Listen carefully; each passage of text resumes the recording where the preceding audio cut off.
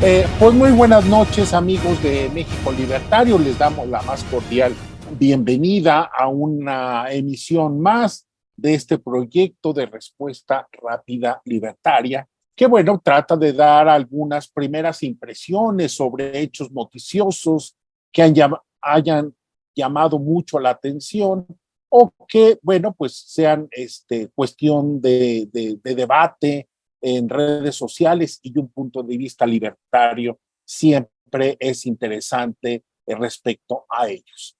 En esta ocasión, bueno, pues nos llama mucho la atención lo que sucedió hace unos días en España, que resultó, bueno, pues con una debacle del partido Podemos, la ultraizquierda en España, y un conglomerado de partidos también del mismo corte ideológico, Sumar País, en fin, otros partidos, Bildu, etcétera, que, bueno, comparten esa misma ideología de ultraizquierda. El mismo Partido Socialista recibió también una buena cubetada de agua fría respecto a lo que allí sucede.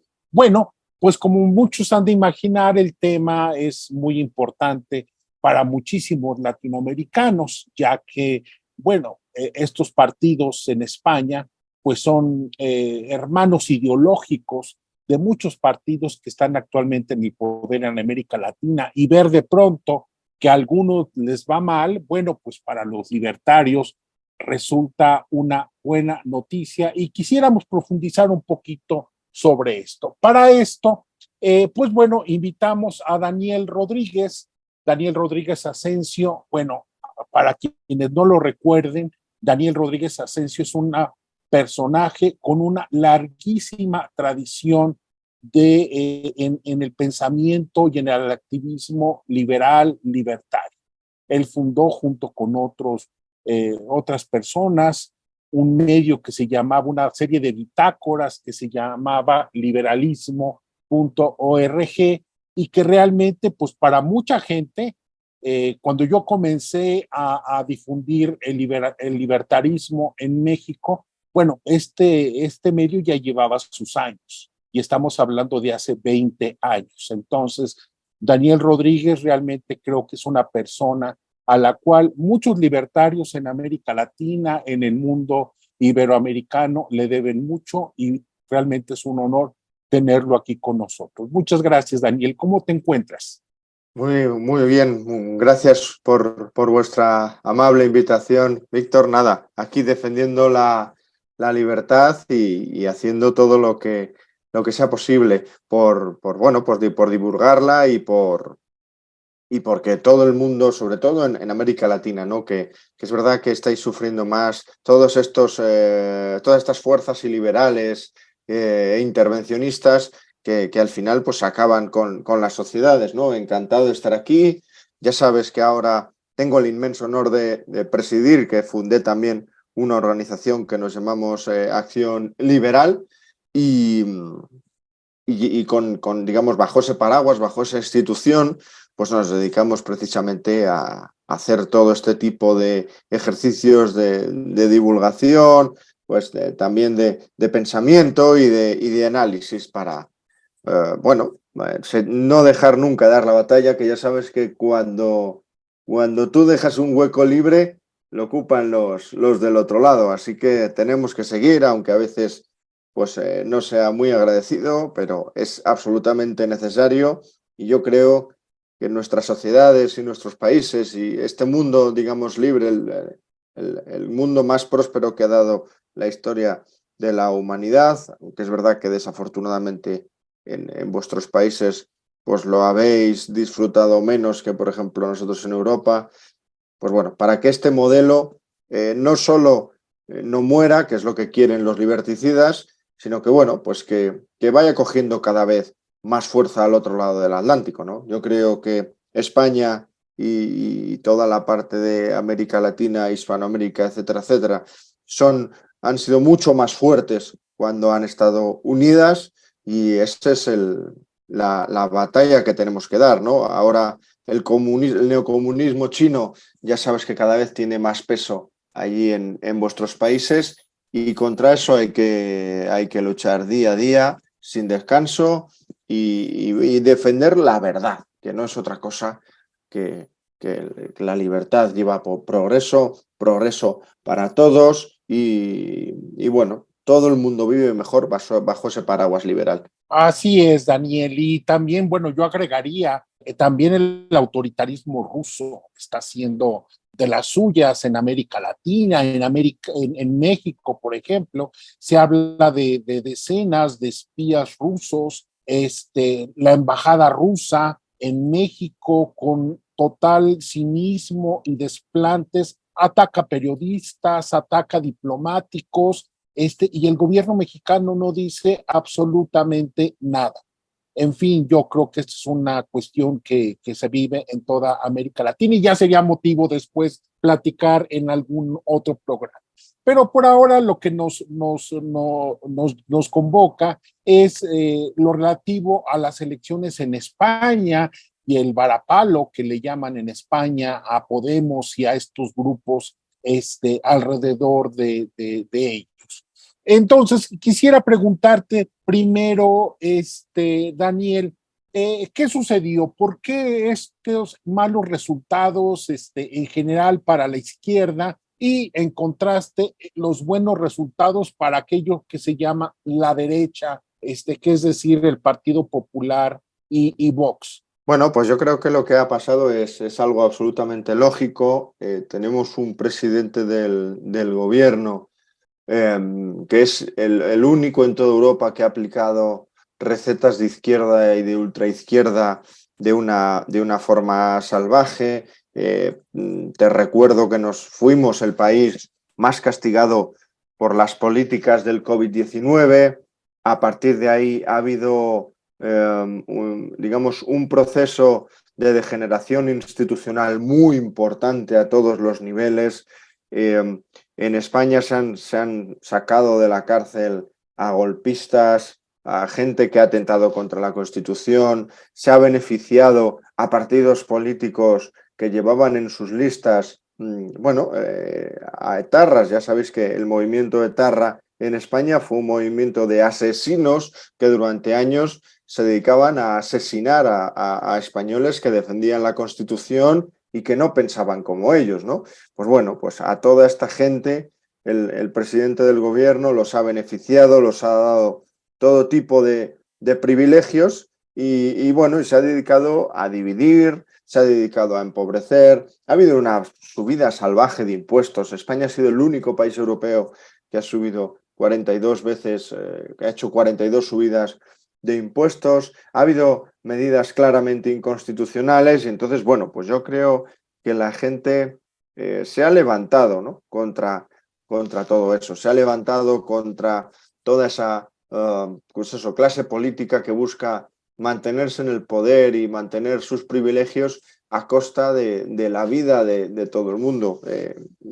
España, el español medio actualmente, tras 5 años de gobierno de Pedro Sánchez, yo creo que vive mucho peor que entonces. Ya sabes que fuimos uno de los países más castigados también por la inflación, la invasión de Rusia en Ucrania, que no debería haber tenido grandes efectos en España, pues los tuvo por las malas políticas económicas. Y bueno, hay todo un listado de políticas que atentan directamente contra la libertad y contra el individuo, ¿no?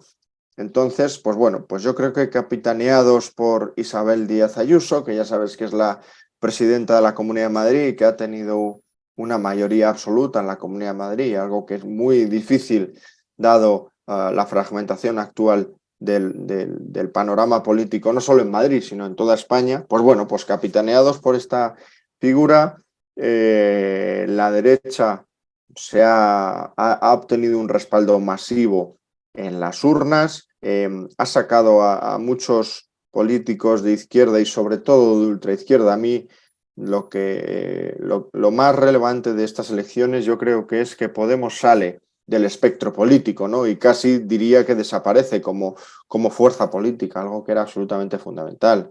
Sacar a los reaccionarios de Podemos de las instituciones es muy importante, ¿no?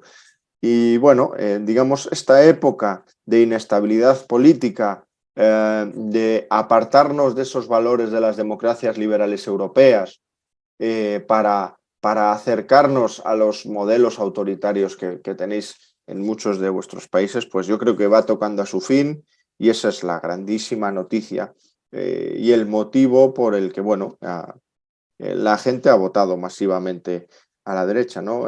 Mientras Pedro Sánchez y su PSOE se vanagloriaba de haber superado 2 mociones de censura, la realidad es que el pasado domingo Sánchez ha sufrido más de 8.000 mociones de censura, que esas que se han producido elecciones en más de 8.000 municipios y ha perdido muchas de ellas, ¿no? Yo creo que es un mensaje muy importante y de ahí la convocatoria también de elecciones. Yo he escuchado, bueno, he tratado de encontrar algunas explicaciones de por qué le fue tan mal a Podemos, la salida de Pablo Iglesias, Yolanda Díaz, bueno, pues al parecer no resultó esa figura que todos esperaban de unión, sino más bien lo contrario, y bueno, he encontrado más bien ataques a los medios de comunicación, al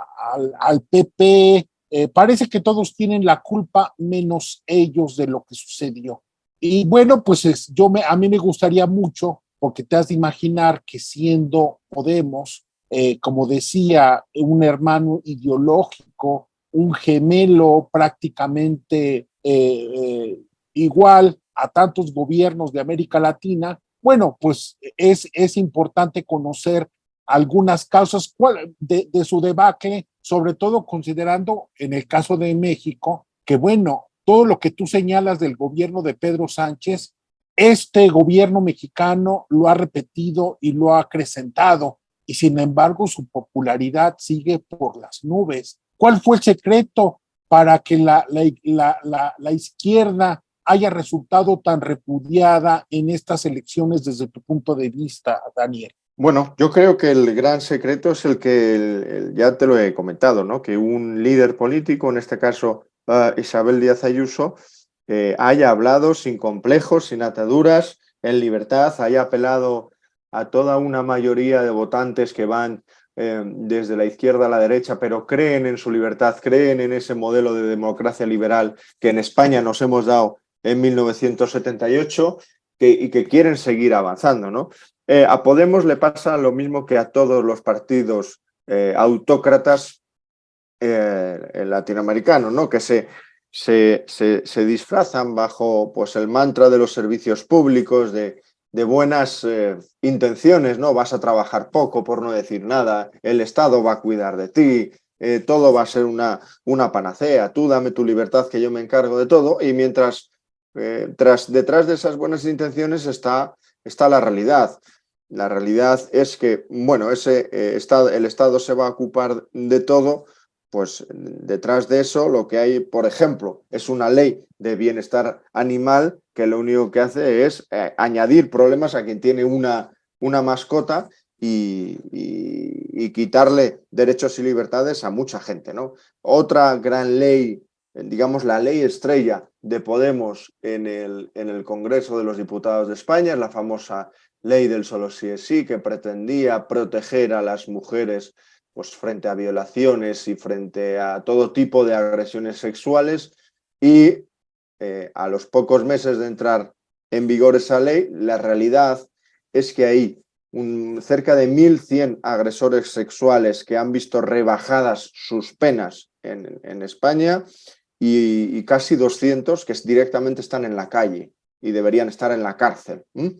Esa es la realidad. Entonces, claro, cuando la gente de a pie se da cuenta de que las buenas intenciones de los autócratas y de las neodictaduras comunistas chocan con la realidad de sus actos, pues les dan una patada en el culo, ¿no? Y se la dan además en las urnas, que es donde hay que dársela. Con lo cual, bueno, ya sabes que este tipo de partidos no dudan como tú bien has dicho, en atacar a periodistas, atacar a jueces, hacer campañas deplorables contra sus rivales políticos, apelando directamente con nombres y apellidos y poniendo fotos de familiares. Eso ha ocurrido en España en estas elecciones, y ha ocurrido de la mano de Podemos, y eso es absolutamente deplorable. No dejan, digamos, ningún atisbo que tocara. Otro asunto muy importante, ¿no? La ocupación con cada de las instituciones,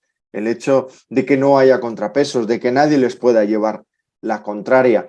Todo eso ha ocurrido en España, ¿no? Y el hecho de que haya un movimiento político, líderes políticos que lo denuncien, que lo combatan desde sus carteras, ¿no? Desde su capacidad de actuación, y que se levanten todos los días diciendo la verdad, pues yo creo que es un soplo de aire fresco para todo el mundo, y esto va más allá de la división de izquierda y derecha, ¿no? Es alguien que, insisto, cree que valora su libertad y que hay que luchar por ella.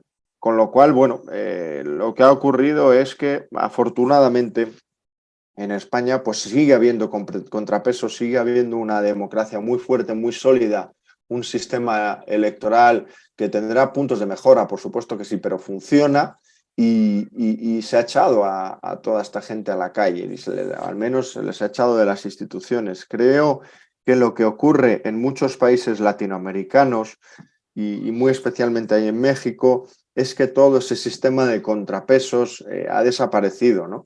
Que es lo que han intentado hacer Podemos y el gobierno de Pedro Sánchez durante estos 4 años, que es que desaparezcan las instituciones, que desaparezca, pues, por ejemplo, los gobiernos autonómicos, que la prensa esté sometida o comprada directamente por el poder público, que los jueces tengan miedo, que nadie se atreva a levantar la voz, ¿no? Pues todo eso ha sido un proceso de deterioro institucional que muchos países de Hispanoamérica pues ya lleváis sufriendo mucho tiempo, y por eso ahora es mucho más difícil cambiar las cosas, y los líderes autócratas disfrazan de democracia lo que en realidad solamente es, pues eso, una pantomima, ¿no? Un teatrillo para que la gente crea que va a votar en libertad, y al final que salgan siempre lo que ellos quieran. Eso es lo que está ocurriendo en muchos sitios, y eso es lo que nos jugamos también el 23 de julio,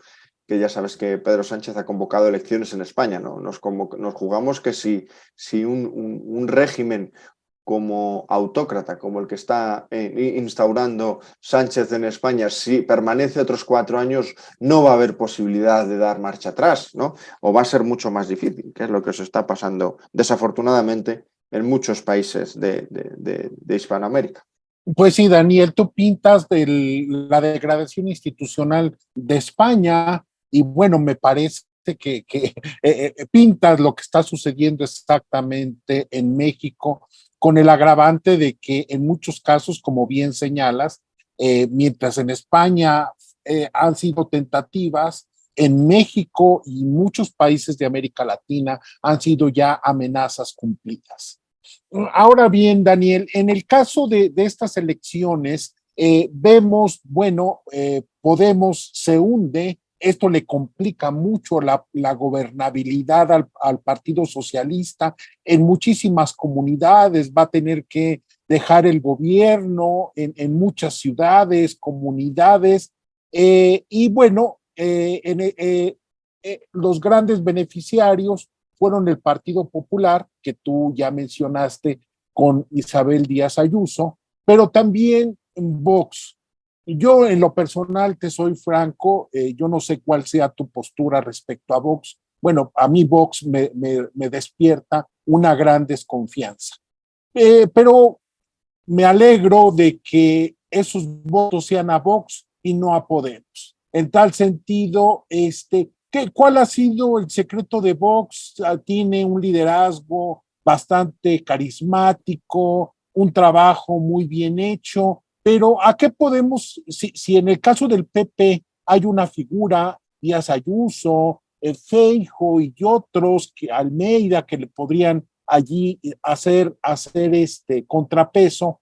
¿Cuáles son las virtudes de Vox por los cuales está recibiendo ahora el doble de votos de las anteriores elecciones municipales? Bueno, lo primero, y ya que mencionas que efectivamente hay que hacer muchos pactos, a mí me gustaría reseñar que Vox es un partido que está dentro de la Constitución, que defiende algunas causas comunes con el Partido Popular, como es bueno, la unidad de España, la defensa del régimen constitucional, la monarquía y un larguísimo etcétera, ¿no?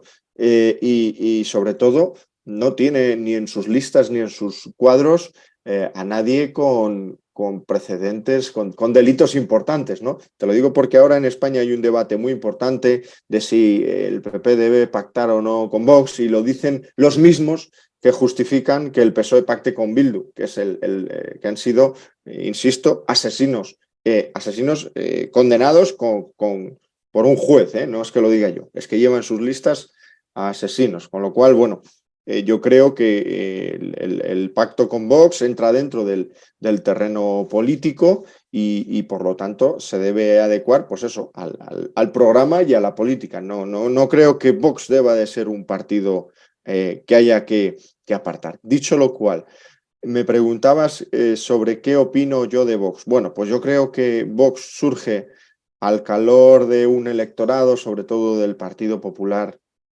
que está desencantado con la evolución del partido, que no se siente representado y bueno, es un electorado de derecha conservadora, aunque también tiene una rama liberal importante y de ahí nace Vox, ¿no?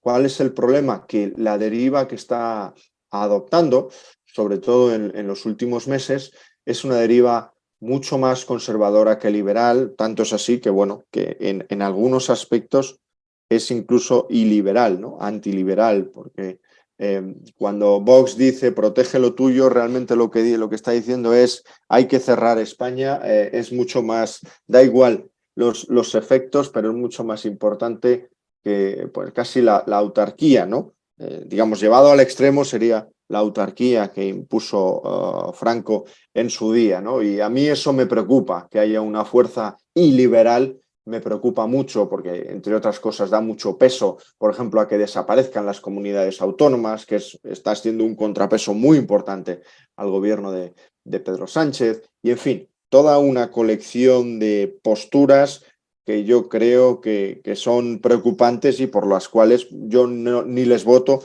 ni les votaría, ¿no? Precisamente por eso, por esa deriva tan iliberal y tan, bueno, casposa que está adoptando Vox, yo creo que de aquí a 4 años, cuando el Partido Popular recupere su tono, vuelva a esas políticas liberales, a esas políticas de progreso, a esas políticas de hacer España uno de los motores económicos y sociales del mundo, pues bueno, Vox caerá será un partido residual, por no decir que desaparecerá, ¿no? Y tras los factores del surgimiento de Vox que me preguntabas, pues bueno, ya te he dicho que yo creo que el factor más importante es ese desencanto que en algún momento muchos votantes del Partido Popular sintieron con sus líderes y que se enmarcaron también, ¿no?, en esa aparición de nuevas fuerzas políticas.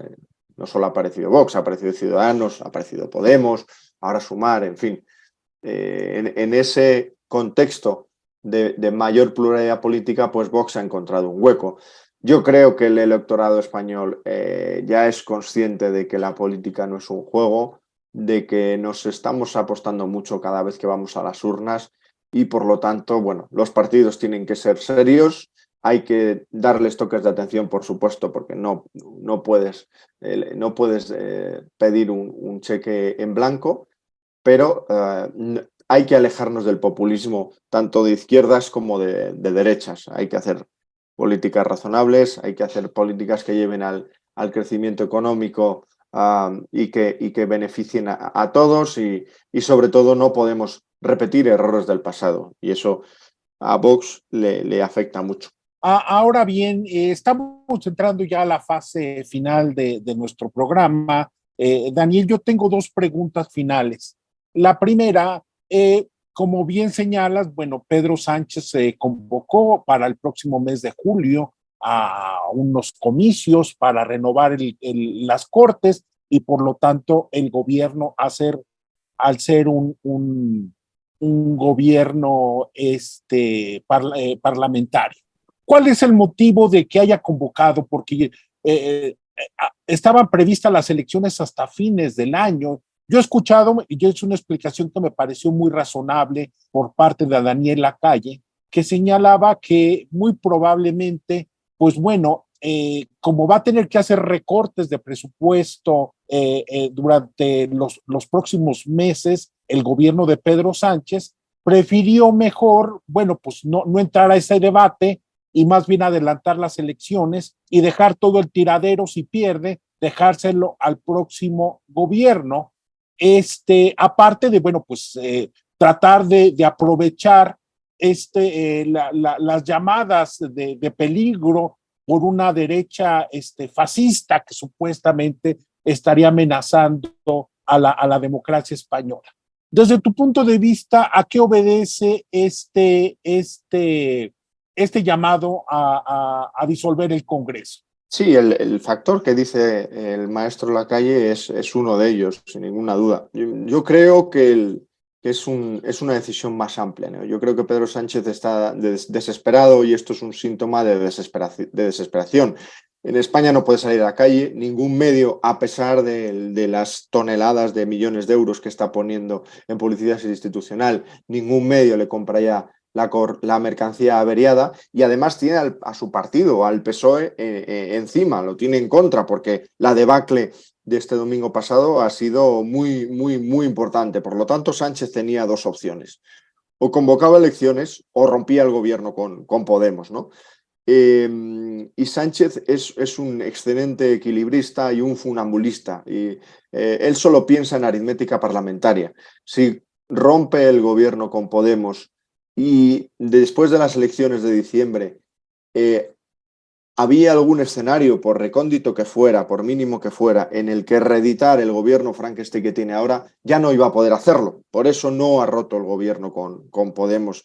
Y por eso, precisamente, ha ido al segundo escenario que tenía, que era convocar elecciones. A Sánchez lo que le esperaba de aquí a diciembre era una travesía por el desierto en el que todo el mundo le iba a reprochar la victoria de Isabel Díaz Ayuso, de Feijóo y del Partido Popular, y iba a tener, insisto, muchas voces críticas dentro de su partido y iba a ser muy difícil dar la vuelta a la situación, ¿no? Yo creo que iba a ser una muerte a cámara lenta a pesar de la presidencia de la Unión Europea, con lo cual, bueno, pues se va a elecciones que en realidad son un plebiscito sobre su persona. Ahora todo el mundo, digamos, seas de la cuerda política que seas, va a votar o con él o contra él, ¿no? Se lo está jugando todo a una carta. ¿Y qué va a usar? Pues bueno, esa necesidad que tiene el Partido Popular de pactar con Vox en muchas comunidades autónomas, ya sabes, ¿no?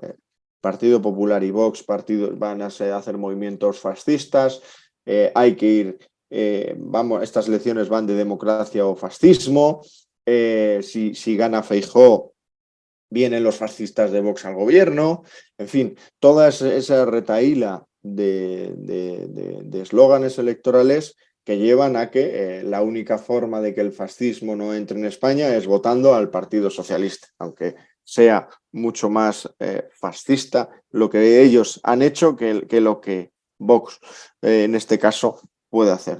Entonces, yo creo que es lo que está detrás, ¿no? Luego es verdad que, claro, plantear un escenario, un plan de recuperación, ¿no? O bueno, esa adenda que tiene que presentar el gobierno de España a Europa para cumplir las reglas fiscales, pues iba a ser otro motivo de preocupación, ¿no? Si hay que hacer ajustes económicos, claro que sí. Eso se vende muy mal, pero yo creo que la principal motivación era política, ¿no? La única forma de reeditar el gobierno Frankenstein que tiene ahora mismo Sánchez era hacer unas elecciones rápidas, lo más rápidas que fuera. Además, el 23 de julio, que ya sabes que en España está todo el mundo de vacaciones, hace mucho calor y la participación va a ser muy baja, muy, muy, muy baja. y rezar para que eso funcione. Con lo cual, bueno, es un acto de desesperación, un plebiscito sobre su persona. Yo creo que no tiene ninguna posibilidad de reeditar ese gobierno y creo que eso es una muy buena noticia para todos, también para vosotros allí en México y en todo Hispanoamérica. Por cierto, Daniel, algo en clave mexicana. Hubo defensores del presidente López Obrador aquí en México que, bueno, lo respaldaron en su postura de defender a Pedro Castillo, este golpista peruano, que ahorita está en la cárcel, diciendo que, bueno, Pedro Sánchez disuelve el Congreso, llama a elecciones y es un demócrata, mientras que Pedro Castillo, por lo mismo, está en la cárcel y se le tilda de golpista. Desde su punto de vista, tanto Sánchez como Pedro Sánchez como Castillo, bueno, pues son impolutos demócratas, lo cual me parece realmente una exageración. Pero yo quisiera tu opinión respecto al. Entiendo que en España, bueno, pues está regulado constitucionalmente este procedimiento, mientras que en Perú, con Pedro Castillo, pues era básicamente un procedimiento extraconstitucional de franco golpe y rompimiento de las instituciones. En España, ¿cómo es este procedimiento de disolver el Congreso? Bueno, vamos a ver, lo primero, Pedro Sánchez no es un demócrata impoluto. Pedro Sánchez lleva 4 años intentando manipular las elecciones pues con todo tipo de maniobras, ¿no? Desde la nacionalización de votante extranjero para luego intentar influir en su voto, la ocupación con K de las instituciones para que todos los mensajes que recibe la ciudadanía sean favorables a él, la compra de medios de comunicación con dinero público para que, bueno, pues digamos, el estado de opinión estuviera también a su favor y, bueno, digamos, apoyando todos estos movimientos que, insisto, atacan sistemáticamente al que no piensa como él y con unas tácticas, bueno, ciertamente preocupantes y alejados de la democracia. Afortunadamente, y como tú muy bien has indicado, los pilares democráticos en España son muy sólidos, mucho más fuertes que Pedro Sánchez.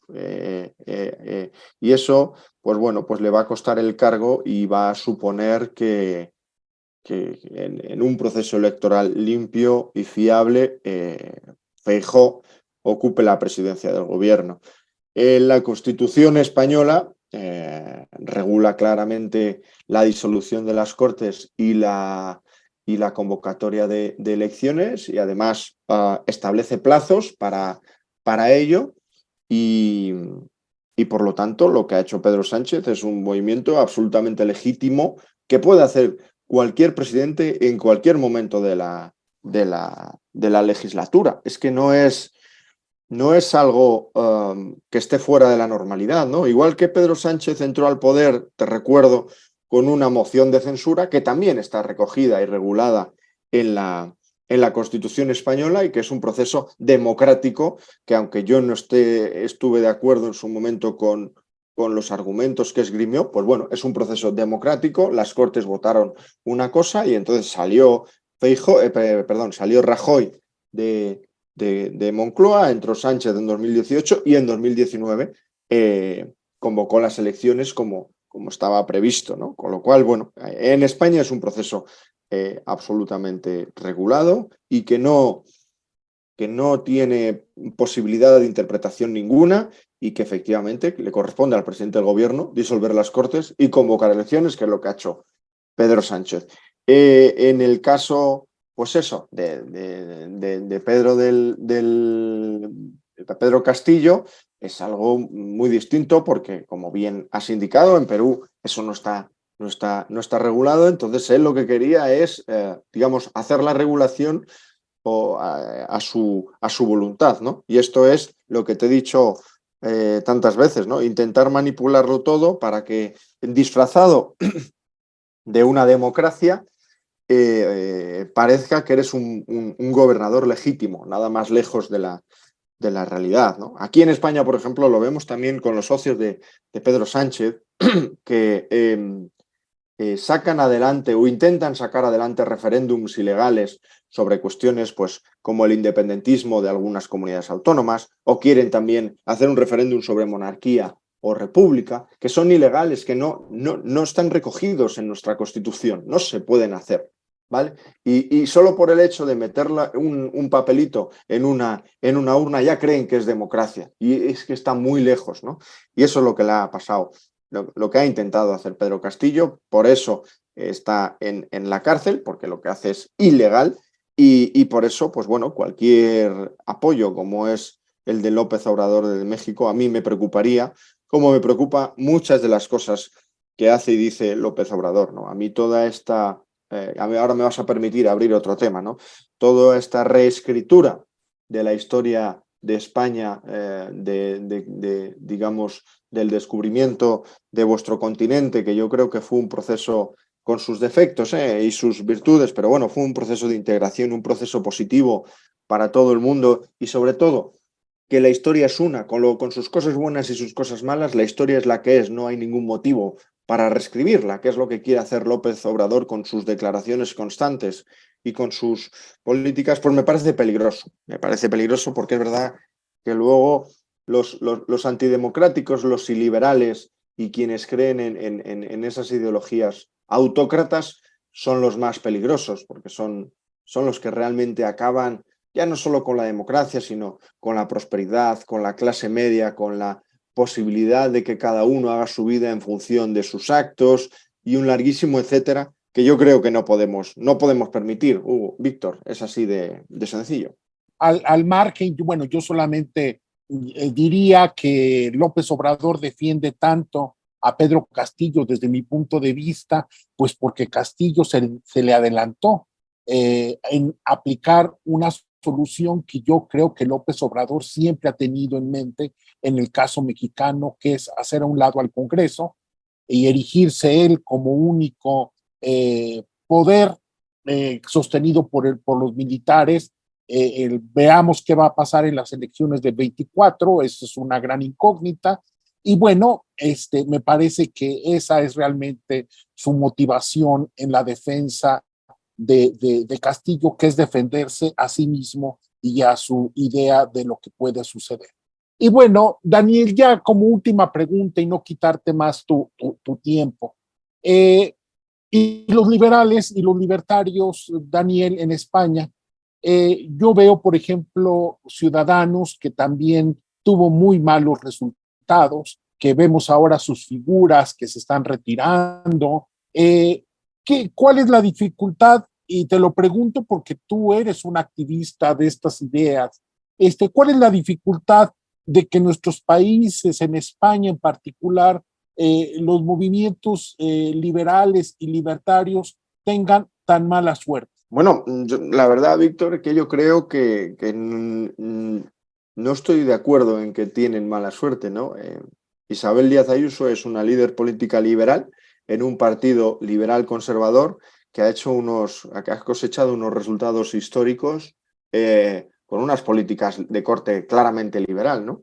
Ciudadanos con Albert Rivera al frente también cosechó muy buenos resultados con unas propuestas que al menos en algunos aspectos eran liberales. ¿Qué diferencia hay entre un proyecto y otro? Pues que yo creo que uno, el de Díaz Ayuso, es absolutamente reconocible y es incontestable su carácter liberal y su forma de hacer política, y Ciudadanos, con Albert Rivera ya presentaba dudas, y cuando ese liderazgo tan marcado, que es verdad que Albert Rivera sí que era liberal, desaparece, pues el partido se difunde, ¿no? Nadie sabía muy bien lo que defendía ni por qué lo defendía.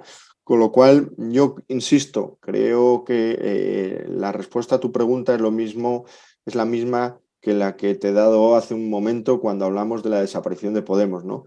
El movimiento liberal necesita líderes políticos fuertes que no tengan complejos, que defiendan sus ideas, que trabajen mucho y todos los días, porque esa es una clave muy importante, y que que tengan muy claro que estamos del lado de la verdad, que esto no es un movimiento para captar votos, no, es un movimiento para defender la verdad, para defender el sistema, el mejor sistema que la historia de la humanidad nos ha dado, ¿no? Que es el de la libertad y el de esas democracias liberales, ¿no? Esa es la verdadera clave, y ahí es donde está todo el voto y ahí es donde está la prosperidad también de los países. Con lo cual, bueno, no me puedo, permíteme, Víctor, que no me sume a ese carro de que tenemos mala suerte. Yo creo que hay que lanzar el mensaje de que tenemos que difundir la libertad y tenemos que luchar todos los días por ella, y tenemos que apoyar también, bueno, pues a líderes políticos que defienden nuestros mismos principios y valores. Pues muchas gracias, Daniel. Estamos finalizando. Yo no sé si tú quieras remarcar algo o, dadas mis limitaciones, a lo mejor no te pregunté algo que tú consideras que es muy importante, o simple y sencillamente decirnos, bueno, ¿qué vas a hacer? ¿Qué estás haciendo? ¿Algún proyecto? Llamar a los liberales de México y de América Latina, llamar la atención hacia algún proyecto que tú tengas. Sí, yo los mensajes más importantes ya los he dado, ¿no? Y es, oye, nosotros desde Acción Liberal no damos carnet de liberal, ¿eh? No decimos yo soy más liberal que tú, o tú no eres liberal, o yo soy... No. Mira, los liberales tenemos que agruparnos, tenemos que respetarnos, y tenemos que defender causas comunes. Si tú y yo, Víctor, defendemos algo tan básico y fundamental como bajar los impuestos, por ejemplo, ya estamos en el mismo barco. No podemos dividirnos por otros temas que a lo mejor pensemos distinto. Tenemos que hacer causas comunes, tenemos que hacer zonas donde cada vez, pues eso, tengamos más capacidad de llegada, más influencia, y tenemos que avanzar, por supuesto que sí. Nosotros allí en Hispanoamérica y en América Latina hay un trabajo enorme por hacer, porque estas falsas democracias se lo están llevando todo por delante, ¿no?